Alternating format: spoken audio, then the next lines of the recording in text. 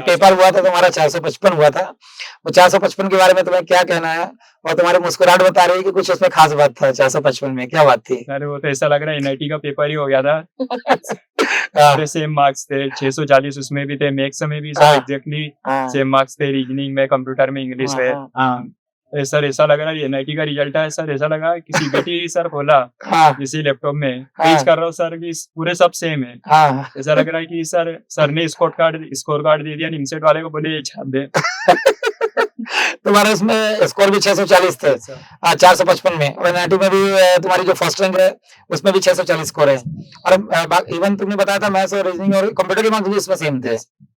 ये तो बहुत बड़ा कोइंसिडेंस हो गया। मैं जूनियर से यही कहना चाहूंगा कि बस सर को फॉलो करते जाओ, जैसे सर जो बताते हैं वो उसको फॉलो कर लिया तो कोई सी भी रैंक पे हाथ रखोगे बस आप सर दिला दोगे उसे। ऑल इंडिया फर्स्ट रैंक है तुम्हारी। इस जो इंटरव्यू को जितने बच्चे देख रहे हैं और जो लोग देख रहे हैं वो यही माइंडसेट से देख रहे हैं कि आर्यन की जो फर्स्ट रैंक है तो आर्यन बहुत आउटस्टैंडिंग स्टूडेंट रहा होगा, और इसलिए इसकी हजारों बच्चों के बीच में निमसर 2025 का टॉप पेपर में ऑल इंडिया फर्स्ट रैंक है। और इस रिजल्ट को आर्यन इसलिए लेके आया कि बहुत अच्छा पढ़ने में होगा, कहीं पहले से टॉपर होगा, ये पहले से आउटस्टैंडिंग होगा, उसके पहले से मेंस एडवांस कोई तैयारी कर रखा होगा। तो अपने बारे में बताओ, तुम्हारा बैकग्राउंड क्या है? ये पूछना रह गया कि बच्चों का ये मिथ दूर होना चाहिए कि ऐसा बिल्कुल नहीं है, क्योंकि अभी तक जैसे अपनी एकेडमी से लगातार 12वीं बार ऑल इंडिया फर्स्ट रैंक है। तो ये तुम्हारी फर्स्ट रैंक है, इसके बाद 12वीं बार फर्स्ट रैंक हो गई। 11 जो इसके पहले फर्स्ट रैंक है वो सब बिलो एवरेज स्टूडेंट थे, कोई भी ऐसा नहीं था कि आउटस्टैंडिंग था। तो तुम अपने बारे में बताओ कि तुम एवरेज थे, अबव एवरेज थे, आउटस्टैंडिंग थे, किस टाइप के स्टूडेंट थे, ताकि उन बच्चों को मोटिवेशन मिले जो बच्चे एवरेज हैं और उनको लगे कि हम इस रैंक पे आ सकते हैं कि नहीं। तो कैसे स्टूडेंट थे तुम, क्या लेवल था तुम्हारा? एक चीज और मुझे बताओ कि आजकल के बच्चे जो मोबाइल से दूर नहीं रह सकते हैं, जैसे यहाँ मोबाइल अलाउड ही नहीं एकेडमी के अंदर, तो जब तुमने बताया बीच में मैंने कि मोबाइल का एडिक्शन बहुत ज्यादा हो गया था, तुम्हें मोबाइल के एडिक्ट थे, जब यहाँ पे ज्वाइन किया और मैंने मोबाइल के लिए स्ट्रिक्टली प्रोहिबिटेड कर दिया कि मोबाइल लेके नहीं आ सकते, तो क्या उससे परेशानी हुई और वो डिसिप्लिन में रहना तुम्हारे लिए बेनिफिट था कि संकट भरा था, कि उससे तुम्हें एग्जाम में क्या सहूलियत मिली, यहाँ के डिसिप्लिन से तुम्हें क्या बेनिफिट मिला? सभी को वंदे मातरम। टॉपर स्टॉक निमसर 2025 की सीरीज में मैं जितेंद्र मिश्रा आप लोगों का इंट्रोडक्शन उन सभी जेएमए के होनहार स्टूडेंट से कराने जा रहा हूँ, आपकी मुलाकात में कराने जा रहा हूँ, जिन लोगों ने निमसर 2025 के एग्जाम में ऑल इंडिया टॉप 10 रैंक के अंदर जगह बनाई, जिसमें शामिल all India first rank, all India third rank, all India fifth rank, all India six rank, all India seventh rank, all India ninth rank. हम इसमें जानेंगे सीरीज में कि किस प्रकार उन्होंने तैयारी की, क्या स्ट्रेटजी थी, क्या रणनीति थी, और उनके पूरे साल भर पढ़ने का तरीका क्या था। सबसे बड़ी बात यह है कि इनमें सभी स्टूडेंट जो कि ऑल इंडिया टॉप 10 के अंदर है, उन्होंने सेकेंड ईयर के साथ साथ कॉलेज की पढ़ाई के साथ साथ इन्होंने तैयारी करी, और फाइनल ईयर के साथ साथ इन्होंने ऑल इंडिया टॉप 10 रैंक में जगह बनाई। जबकि निमसर 2025 का इस वर्ष का जो पेपर था वो टफ होने के साथ साथ लेंदी भी था। तो कैसे इसने लेंदी और टफ पेपर में ऑल इंडिया टॉप 10 के अंदर जगह बनाई, जितेंद्र मिश्रा अकेडमी के निमसर 2025 के रिजल्ट के बारे में। निमसर 2025 में जितेंद्र मिश्रा अकेडमी ने पूरे भारत में जो सफलता का परचम ले रहा है, जिसमें ऑल इंडिया फर्स्ट रैंक के साथ साथ ऑल इंडिया टॉप 10 रैंक में 6 स्टूडेंट जितेंद्र मिश्रा अकेडमी के हैं, ऑल इंडिया टॉप 20 रैंक के अंदर 11 स्टूडेंट जितेंद्र मिश्रा अकेडमी के हैं। साथ में निमसर में टोटल 1285 सीटें हैं, 464 बच्चे जितेंद्र मिश्रा अकेडमी से सिलेक्ट हुए, और जो पूरे देश का, पूरे भारत का हाईएस्ट नंबर सिलेक्शन है।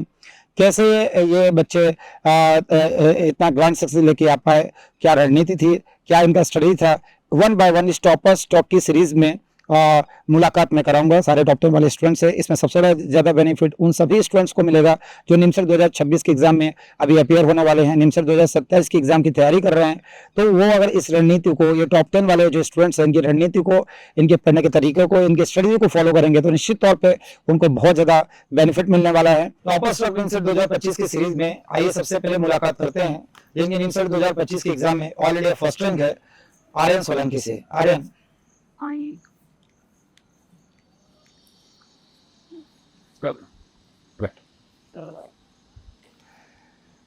तो आर्यन, निमसर 2025 के एग्जाम में तुम्हारी ऑल इंडिया फर्स्ट रैंक है। ऑल इंडिया फर्स्ट रैंक सभी का ड्रीम होता है, सपना होता है, और सबसे बड़ी बात यह है कि हजारों बच्चे निमसर की 2025 के एग्जाम में अपियर हुए थे, उसके बाद तुमने ऑल इंडिया फर्स्ट रैंक लेके आए। कभी सोचा था कि तुम्हारी ऑल इंडिया फर्स्ट रैंक आ जाएगी? जब तैयारी शुरू किया था और अब ऑल इंडिया फर्स्ट रैंक आई तुम्हारी, तो कैसा महसूस कर रहे हो, और किस ढंग से तुमने इस तैयारी को रखा कि तुम्हारी फर्स्ट पोजीशन आई, और इसके बारे में थोड़ा डिटेल बताओ। सर निमसेट में ऑल इंडिया फर्स्ट रैंक आ गई तो सर बहुत खुशी हो रही है, और सर ये कभी एक्सपेक्ट ही नहीं किया था कि ऑल इंडिया फर्स्ट रैंक आ जाएगी। सर आपने जैसे जैसे बताया बस मैं फॉलो करते गया और उसी का परिणाम है ऑल इंडिया फर्स्ट रैंक। और सर जेमी जर्नी के बारे में बताना चाहूँगा। सर ऐसा मैंने जेमी का तो पहले नाम भी नहीं सुना था, फिर मेरा था BCA करके जॉब कर दूंगा, तो मेरे भैया ने बताया कि जे में सर से बात कर, काउंसलिंग ले, सर आपको आगे का बताएंगे। तो मैंने आपसे काउंसलिंग ली सर। पहले काउंसलिंग तो 7 चंद्रलोक में हुई थी, तो अपनी बिल्डिंग वहाँ थी। हाँ, पुरानी बिल्डिंग में सर आया। अच्छा तुम उधर आए थे, तुम मेरे ख्याल से तुम फर्स्ट ईयर में रहोगे तब आए होगे। फर्स्ट ईयर में। तो सर ने आपने बताया कि कैसे कैसे काउंसलिंग है पूरा। पहले तो मुझे बहुत ज़्यादा हेजिटेशन हो रहा था कि BCA के साथ साथ कैसे कर लेंगे प्रिपरेशन। फिर सर आपने काउंसलिंग में पूरा क्लियर कर दिया कि BCA के साथ भी आप कर सकते हो, कुछ नहीं, आपने पूरा रोड में बताया कि ऐसे कर सकते हो, और पूरा सिलेबस का डिस्कशन किया, प्लेसमेंट के बारे में बताया, और बहुत सारे डाउट क्लियर कर दिए, जिससे मतलब सर पूरा डाउट क्लियर हो गया था कि सर MCA में आना है। और तो मैंने वहीं से डिसाइड कर लिया कि अब तो ये में ही ज्वाइन करना है। और फिर सर ये अपनी न्यू बिल्डिंग में आए, फिर यहाँ रजिस्ट्रेशन करवाया, और 7 अक्टूबर 2023 को मैंने ज्वाइन कर लिया। सर फर्स्ट लेक्चर तो बहुत मोटिवेशनल था, क्योंकि सर पहले कभी ऐसी क्लासेस हमारी हुई नहीं, जो मतलब सर आपने पूजा पाठ से स्टार्ट किया। तुम 20 मंथ्स वाली कोचिंग ज्वाइन किया था तुमने? हाँ ठीक है। बेसिक्स से पूरा स्टार्ट किया है। पहले पूजा पाठ, क्योंकि सर हम पहले भी क्लासेस बहुत सारी की 11th 12th में कोचिंग में, पर ऐसा कोई नहीं कराता था जो सर आपने स्टार्ट किया पूजा पाठ और जैसे नारे वारे। तो मैं बहुत ज्यादा शौक हो गया, मतलब ऐसा माइंड में लगा कि ऐसी कोचिंग भी होती है कि जहाँ इतनी पूजा पाठ हो रही है होती है। तो पहले तो बहुत अच्छा लगा, मैं बोला बहुत सही जगह है। मम्मी पापा को भी बताया, मम्मी पापा बोले कि बहुत सही जगह है, कि पढ़ाई के साथ साथ आपको वो संस्कार भी दिए जा रहे। तो लेक्चर हुआ, तो हमारी 11th तो सर कोरोना में चली गई थी, तो बेसिक्स तो बहुत ज़्यादा वीक थे। फिर सर आपने शुरू में तो बताया कि कौन सी बुक्स करना है, तो सर बुक्स के आपने IIT एडवांस और इनके नाम बताए। तो सर बुक्स तो लेने गए, तो पहले तो ऐसा लगा कि IIT एडवांस तो कभी प्रिपेयर करी नहीं, क्योंकि बेसिक्स बहुत ज़्यादा वीक थे, तो सर फॉर्म भी नहीं भरा था उसका। तो पहले तो ये डाउट था कि सर IIT एडवांस और इतने हार्ड क्वेश्चंस की बुक क्यों करा रहे, तो मेरे से तो होगी नहीं। फिर सर आपने जैसे बेसिक्स से चालू किया, शुरू में सेट रिलेशन, फिर छोटे छोटे टॉपिक्स से, फिर धीरे धीरे उसमें बहुत ज़्यादा इम्प्रूवमेंट आते गया। इससे बेसिक से सेट रिलेशन मेरा बहुत ज्यादा वीक था। बेटा तुम मुझे बताओ कि जैसे तुम खरगोन जिले के रहने वाले हो, बाद में तुमने बताया स्कूलिंग पीथमपुर से तुमने स्कूलिंग किया, जो भी मैंने 20 महीने के दौरान कई बार काउंसिलिंग में तुमसे बात हुई, काउंसिलिंग में आते थे तुम। तो जैसे खरगोन में तुम्हारे, जैसे खरगोन पीथमपुर में जब स्कूलिंग किया, तो स्कूलिंग में जो तुम्हारा बोर्ड क्या था? CBSE था, MP बोर्ड था, क्या बोर्ड था तुम्हारा? सर स्कूलिंग में तो MP बोर्ड था। MP बोर्ड था। तो MP बोर्ड होने के बाद जैसे तुमने बताया कि कोरोना आ गया था, तो कोरोना के दौरान तुम्हारे जो सब्जेक्ट है मैथमेटिक्स के, जैसे कोऑर्डिनेट है, कैलकुलस है, अलजेब्रा, स्टैट, जो भी सब्जेक्ट यहाँ पढ़े गए, तो वो उस समय तुमने डिटेल में पढ़ा था, नहीं पढ़ा था, वीक रह गया था? इससे कई सारे जो स्टूडेंट्स जो 2026 से 2027 में तैयारी कर रहे हैं, उनके लिए ये चीजें बहुत जरूरी हो जाती है कि अगर 11th के बेसिस अगर आपके क्लियर नहीं है, तो उसमें कोई चिंता करने वाली बात नहीं। जैसे तुमने बोला कि कोरोना के दौरान तुम्हारा 11th 12th था, 11th 12th की डिटेल में नहीं पढ़ा, तो क्या एकेडमी आने के बाद तुम्हें ऐसा, जब क्लासेस चालू हुई, तो कहीं ऐसा महसूस हुआ क्या कि तुमने 11th 12th नहीं पढ़ा, तो तुम यहाँ बहुत डिफिकल्ट फील कर रहे हो, या फिर बहुत बेसिक से जब यहाँ पढ़ाया गया तो उसमें तुम बहुत बेहतर महसूस कर रहे थे, और तुम्हें उसके कारण जो लैग हो गया था, कमी हो गई थी, जिसके कारण 11th 12th में ढंग से नहीं पढ़ पाए, तो उस चीज की भरपाई तुम क्लास में जब पढ़ाया जाता था तो कर पाए कि नहीं कर पाए? या दूसरे कई सारे स्टूडेंट जो 11th 12th वीक रहते हैं, वो इतना बेहतर कर पाएंगे, नहीं कर पाएंगे? बताओ तुम कैसा कवर करा तुमने? सर 11th में तो लॉकडाउन था, पर सर आपके जैसा टीचर कोई समझाने वाला नहीं था, बस स्कूल जाते थे और आ जाते थे। और फिर लॉकडाउन लग गया, तो घर पे भी कुछ प्रिपरेशन हो नहीं पाती थी, और मोबाइल तो रहता ही था, दिन भर गेम्स का एडिक्शन भी बहुत ज्यादा हो गया था। और 12th में खुला, तो सर 12th में कोऑर्डिनेट और कैलकुलस था, तो सर वो 11th 12th वाले टीचर सर इतना पीआर डाल देते थे कैलकुलस का, कि ऐसा लगता था कैलकुलस बहुत टफ टॉपिक है, क्या होगा। फिर सर आपने जैसे ही ज्वाइन किया सर आपने 3-4 लेक्चर लिए, फिर तो ऐसा लगने लगा कि बहुत ही आसान है। आपने इंटीग्रेशन के 16-17 फॉर्म बता दिए, उसके बाद क्वेश्चन ही नहीं बनते और उसकी डेली प्रैक्टिस चली, डीपीएससी के बहुत सारे हुए daily practice set, daily test हुए, फिर वीकली टेस्ट, जिससे बहुत ज़्यादा इम्प्रूवमेंट हुआ।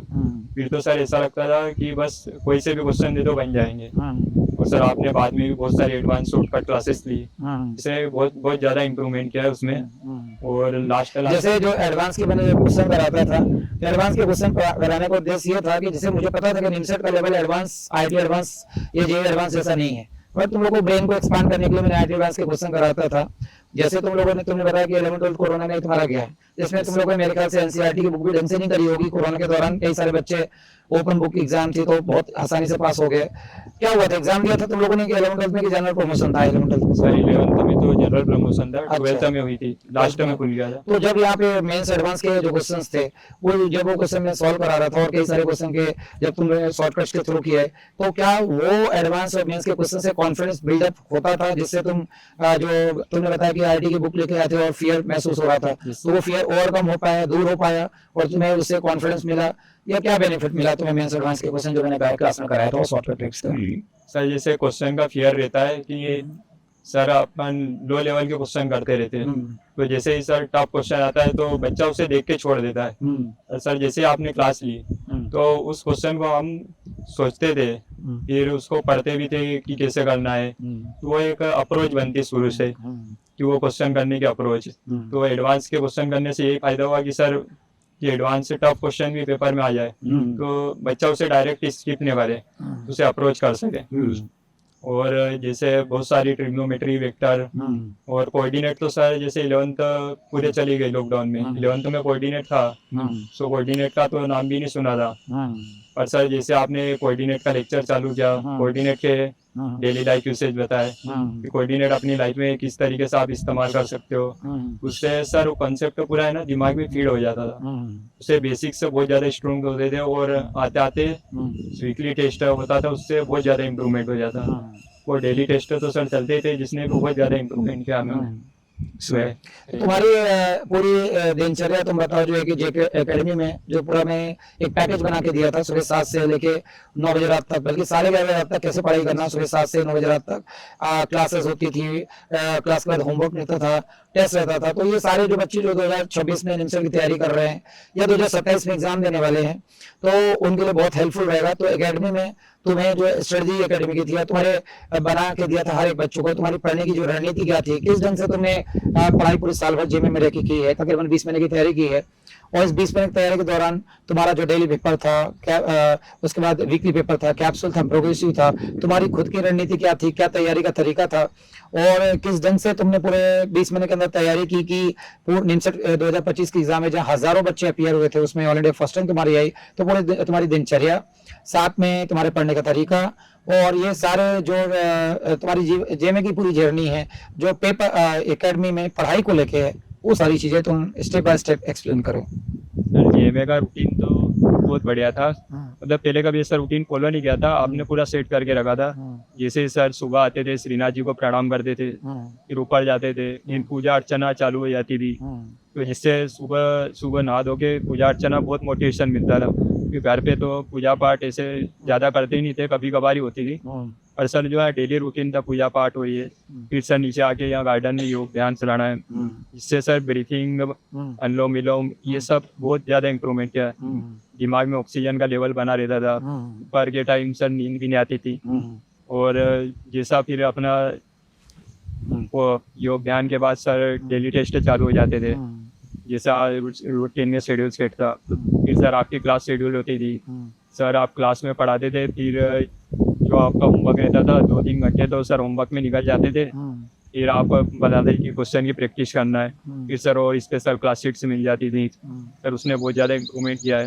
सर पूरा 14 घंटे का पूरा वो फिक्स था कि क्या क्या करना है, तो उससे हमको दिक्कत सोचना नहीं पड़ता था कि सर क्या करना है, आपने पूरा सेट करके रखा था, बस हम करते जाते थे। जैसे पेपर हुआ फिर दूसरी क्लास शीट आ जाएगी, तो पूरा फिक्स था सर कि टाइम लिमिट में करना है ये सब, तो उससे है ना बच्चों मतलब टाइम रूटीन में कर देता है। इससे घर रहते थे तो टाइम रूटीन में हो नहीं पाती थी।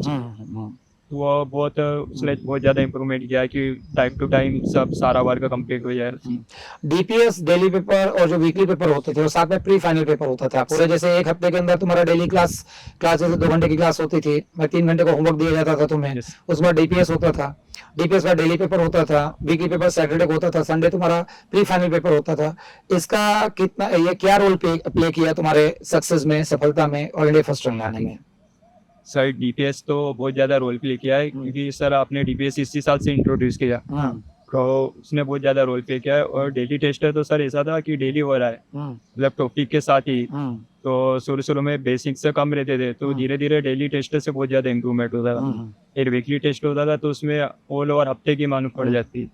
और जैसे सर प्री का मतलब एक हफ्ते का पूरा वीकली पेपर के थ्रू रिवीजन हो जाता था तुम्हारा? Yes, sir. हाँ, आगे। और प्री हमारी सर जनवरी से चालू हो गई थी, जिससे सर जो भी मतलब चलेगा हमारे टॉपिक हो गए तो उसका मतलब सर पूरा प्री में आ जाता। तो प्री से बड़ा बेनिफिट तुम्हें मिला कि जैसे प्री में मैं कोशिश करता था कि अगर किसी बच्चे को ज्वाइन किया अपने यहाँ अकेडमी में 50 दिन हो गए तो 50 दिन के एक साथ में पूछ लेता था। Yes. किसी बच्चे को ज्वाइन किए मान लो 100 दिन हो गए तो 100 दिन के एक साथ पूछ लेता था। किसी बच्चे को ज्वाइन किए मान लो 4 महीने हो गए तो 4 महीने के साथ प्री मतलब एक मॉक टेस्ट था जो निमसेट पैटर्न पे आधारित था। जो निमसेट के एग्जाम तुम लोग 2 साल बाद देने वाले थे, तो पहले से मैं मॉक टेस्ट चालू कर दिया था। तुम्हारा प्री 1000 नंबर का पेपर रहता था जो तुम्हारा, जिसमें 600 का मैथ्स था, पूरा एक्चुअल निमसेट पे था तुम्हारा।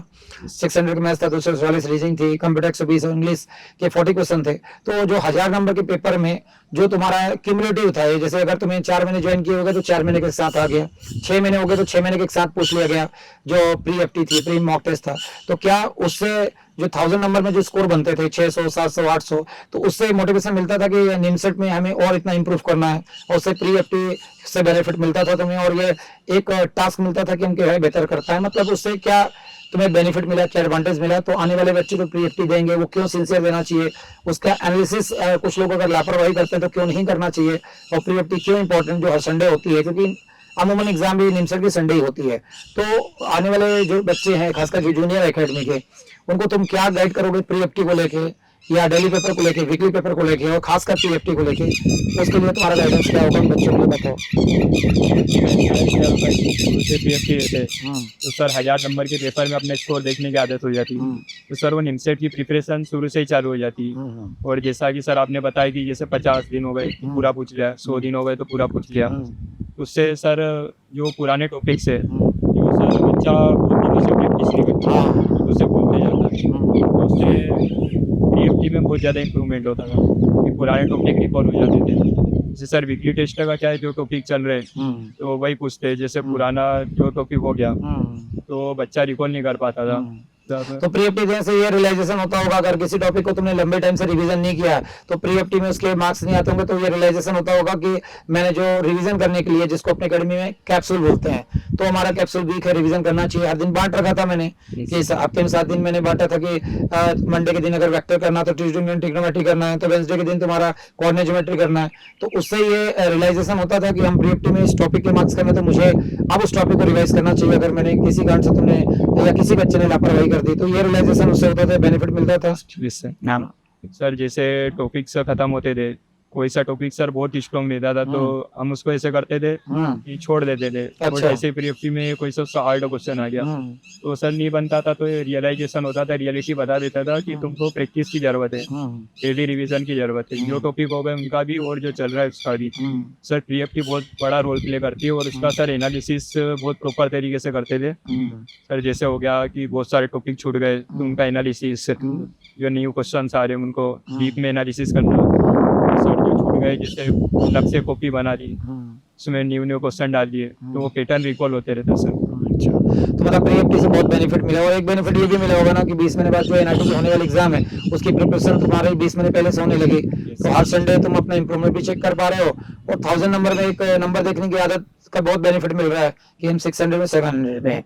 अब बेटा ये बताओ कि तुम्हारा जो, अब जब मैंने कैप्सूल पेपर स्टार्ट किया था, खासकर प्रोग्रेसिव पेपर स्टार्ट किया था, रिवीजन पेपर थे और उसके बाद फाइनल पेपर थे, तो ये तुम्हारा इन सारे पेपर में, चाहे वो रिवीजन पेपर हो और फाइनल पेपर हो, तो फाइनल पेपर का क्या रोल प्ले किया फाइनल पेपर ने? और फाइनल पेपर में जैसे इस बार मैंने फेस स्पॉटिंग भी बनाया था, तो फेस स्पॉटिंग का क्या एडवांटेज था और स्पेशल क्लासेस का क्या एडवांटेज था? तो पहले हम रिवीजन पेपर पे आते हैं कि जो कैप्सूल रिवीजन और प्रोग्रेसिव पेपर है उसका क्या एडवांटेज था, उसके बाद तुम्हारा फाइनल पेपर का क्या था, फाइनल पेपर का फेज 14 का क्या था, देन तुम्हारा जो सबसे लास्ट में हुआ था स्पेशल का सीट जो निमसेट 2025 को मैंने टारगेट करके डिजाइन किया था, मल्टीपल स्पेशल का सीट।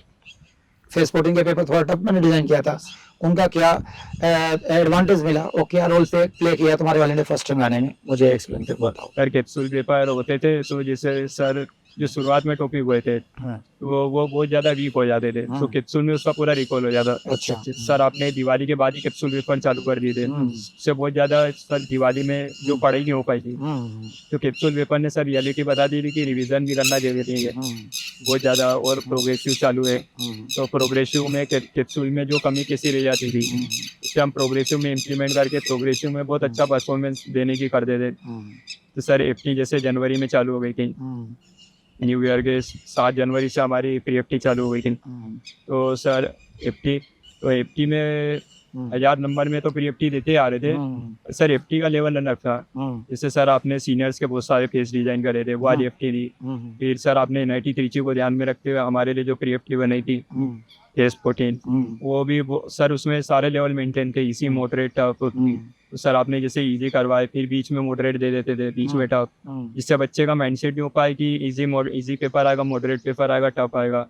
और सर आपने एफटी में 458 पेपर कराया था एक संडे पहले। हाँ करा, एक हफ्ते पहले मैंने डिजाइन किया था, और उस पर्टिकुलर एफटी मैंने बोला भी था कि अगर इस पेपर से ऊपर लेवल 90 का पेपर नहीं आएगा तो क्या उससे क्या एडवांटेज मिला तुम्हें? सर जैसे उसमें मेक्स आपने बहुत ज्यादा टफ कर दिया था कि अगर सर बच्चा मेक्स में कम स्कोर कर पाए तो वो पेपर में डीमोटिवेट नहीं हुए कि दूसरे सेक्शन में भी सर बहुत ज्यादा स्कोर किया जा सकता। तो सर उससे ये बेनिफिट मिला कि तो इतना टफ पेपर, इससे ज्यादा टफ पेपर आएगा नहीं 90 का, तो वो बियर करने का आदत हो गई। और जिससे आपका मेक्स बहुत ज्यादा वो हो जाता है बियर, तो घबराना नहीं है कि पेपर के बाद रीजनिंग भी है, कंप्यूटर भी इंग्लिश में है, तो सर उसमें मैथ्स थोड़ा बिगड़ भी जाता है, तो आप रीजनिंग, कंप्यूटर और इंग्लिश में बैलेंस कर सकते हो।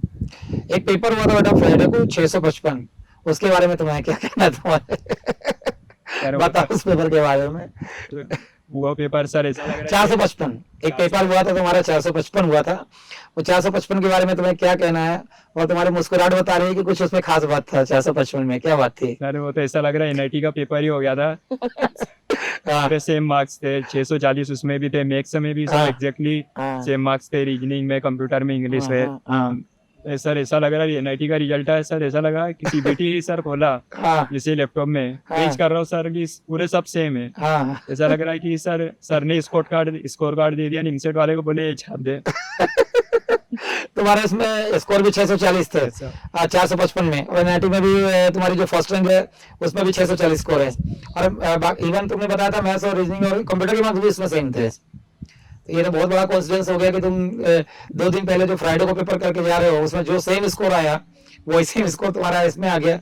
और ये मेरे लिए भी सरप्राइज था, फिर बाद में जब तुमने बताया तो मैंने खोल के देखा तो सेम स्कोर था, पेपर भी सेम था। इवन मेजॉरिटी बच्चों के जो फ्राइडे का जो पेपर हुआ था, जितने टॉप 10 टॉप 20 वाले उनके सभी के स्कोर मैक्सिमम बच्चों के सेम थे। और वो पेपर के पहले जो पेपर 458 हुआ था उससे उस पेपर में रीजनिंग मैंने आसान कर दिया था, तो मैथ्स बहुत टफ था, सारे एडवांस लेवल के क्वेश्चन थे, तो उससे कई सारे बेनिफिट बच्चों को मिला कि अगर कोई सेक्शन टफ आ जाए दूसरा आसान होता है, आसान आ सकता है। तो रीजनिंग में इस बार आसान ही थी रीजनिंग, तो उसका हेल्प मिला। अब बेटा मुझे लास्ट में तुम ये बताओ कि जो जूनियर स्टूडेंट है जो 2026 में अभी निमसेट की तैयारी करने वाले हैं, निमसेट 2027 में तैयारी करने वाले हैं, तो कर रहे होंगे तैयारी, 2026 के लिए प्रिपरेशन चालू हो चुकी है बच्चों की, 2027 में प्रिपरेशन जिन बच्चों ने चालू कर दी है उनके लिए तुम्हारा क्या मैसेज है? जो तैयारी स्टार्ट कर रहे हैं, करना चाहते हैं, ये करने वाले हैं, तो तुम्हारा उनको लेके तुम्हारा क्या मैसेज है? उनको क्या कहना चाहोगे और क्या मैसेज देना चाहोगे और उनको क्या समझाना चाहोगे, इस बारे में तुम बताओ। सर मैं जूनियर से यही कहना चाहूँगा कि बस सर को फॉलो करते जाओ, जैसे सर जो बताते हैं वो उसको फॉलो कर लिया तो कोई सी भी रैंक पे हाथ रखोगे बस आप सर दिला दोगे इसे। जैसे सब रूटीन पूरा सेट है, डेली पेपर, डीपीएस। सर जैसे आप बहुत सारे चेंजेस करते हो, हमारी बीच में भी है, तो सर ऐसे जूनियर सर सोचते हैं कि सीनियर में तो ये हुआ था, हमारे इसमें चेंजेस, और सर आप कंडक्टर को ध्यान में रखते हो, बहुत सारे चेंजेस करते हो, तो बस जूनियर से ये कहना चाहूँगा कि सर को फॉलो करते जाओ, बस सर जो सी रैंक पे हाथ रखोगे वो दिला देंगे। और ऑनलाइन वाले बच्चों से ये कहना चाहूँगा कि ऑनलाइन में सर बहुत सारे बच्चे सोचते हैं कि कि हम एकेडमी में नहीं है तो वो रूटीन नहीं फॉलो हो रहा।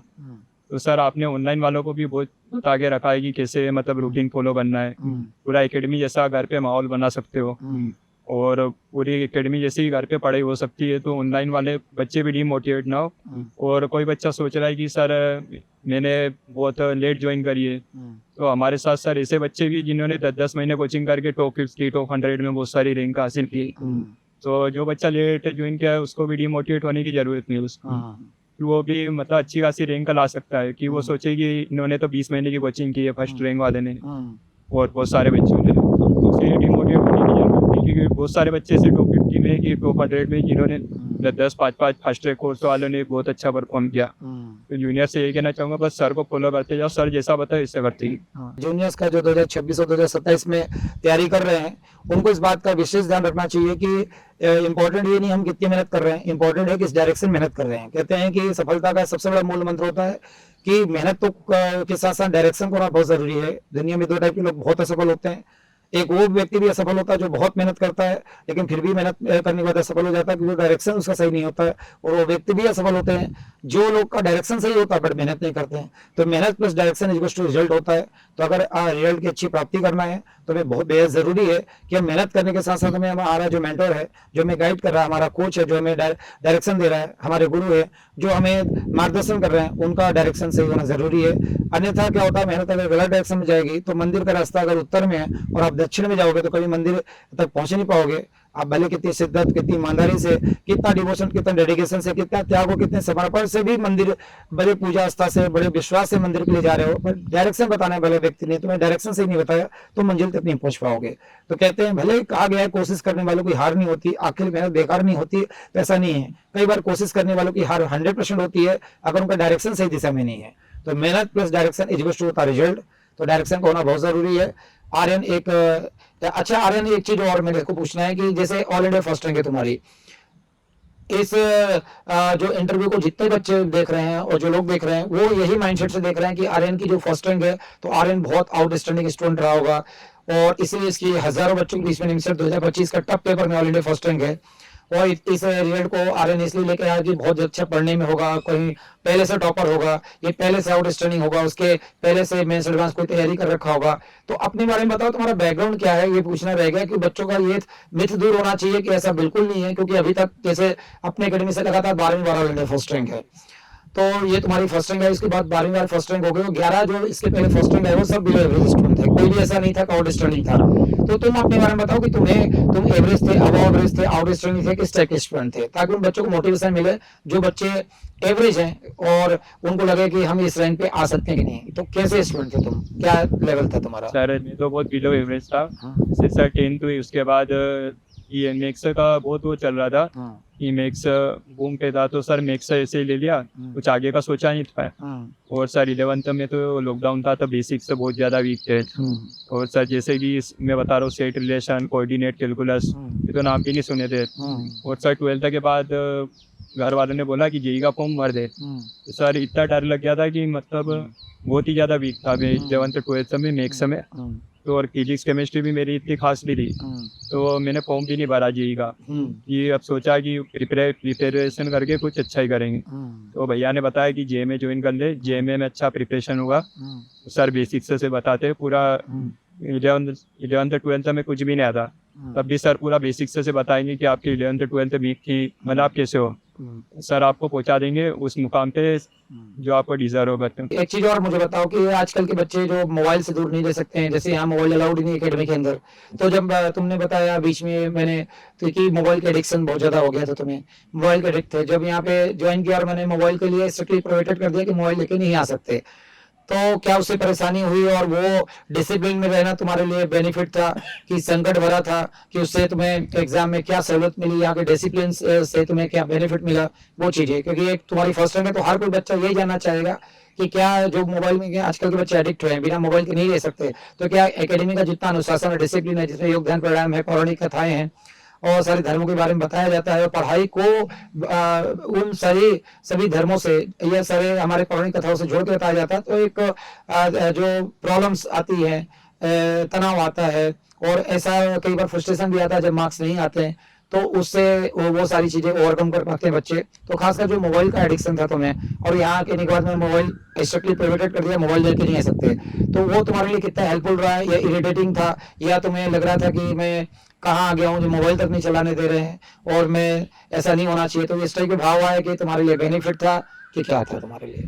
सर मोबाइल का एडिक्शन तो बहुत था, फिर घर वाले भी बहुत खुश हुए कि मोबाइल छूट गया। सर यहाँ सुबह से आना था, मोबाइल अलाउ नहीं है, पर सिर्फ मोबाइल यहाँ ला नहीं सकते, तो शुरू में दिक्कत हुई थी, पर सर मैनेज किया। फिर उसके बाद बहुत अच्छा लगने लगा। सर जैसे मोबाइल चलाते तो दिमाग पे भी बहुत लोड पड़ता था और कुछ नया क्रिएटिव नहीं सोच पाते थे।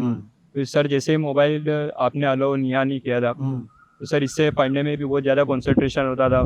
और सर जैसे डिमोटिवेशन के बारे में बता रहे हो, सर आपके मोटिवेशन लेक्चर बीच में होते रहते थे। सर आप रियल लाइफ एग्जांपल लेके समझाते थे, जिससे हम कनेक्ट कर पाते थे कि इनके साथ भी ऐसा डिमोटिवेशन हुआ है, तो हमारे साथ भी ऐसा ही कुछ हो रहा है, तो हम उस चीज़ को ओवरकम करें। सर जैसे आपने अर्जुन और बहुत सारे पौराणिक कथाओं का भी एग्जांपल देते थे, और अभी रियल वर्ल्ड में भी सर इससे बहुत ज़्यादा मोटिवेशन मिलता था कि ये कर सकते तो सर हम क्यों नहीं। और शहीद दिवस और ये बहुत सारी 26 जनवरी 15 अगस्त तो बहुत अच्छे लेवल पे मनाई जाती थी। सर इससे राष्ट्र प्रेम और देश प्रेम की भावना भी बहुत ज़्यादा प्रबल होती। तो सर इससे देश में कुछ करने के लिए कि अगर सर मेरी शिक्षा कुछ काम में आऊँ देश को लेने में, तो सर मेले में खड़ा रहूँगा अपने देश के लिए, फिर अपने घर परिवार के लिए।